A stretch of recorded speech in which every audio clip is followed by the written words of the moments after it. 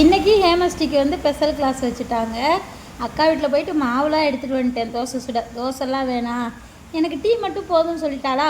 அதனால் அவளுக்கு மட்டும் கொஞ்சமாக பாலை ஊற்றி டீ போட்டு கொடுத்தாச்சு.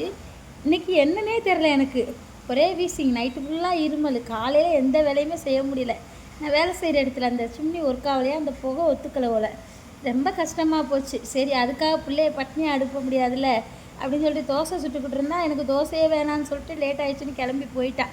ஸ்ரீனிஷா தான் மற்ற வேலையெல்லாம் பார்த்தா, என்னால் வேலையே செய்ய முடியலை. அப்புறம் ஒரு காமெடி ஒன்று நடந்துச்சு. நேற்று வந்து என்கிட்டருந்து ஒரு கிழிஞ்ச 10 ரூபா வாங்கிட்டு போனாலாம், ஒரு கடையில் கொடுத்துருப்பா அவளை.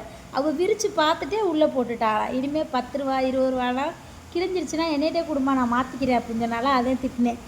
வந்து ஒரு டைம் தான் ஏமாறுவாங்க, எப்போவுமே ஏமாறுவாளா அப்படின்னு சொல்லிட்டு.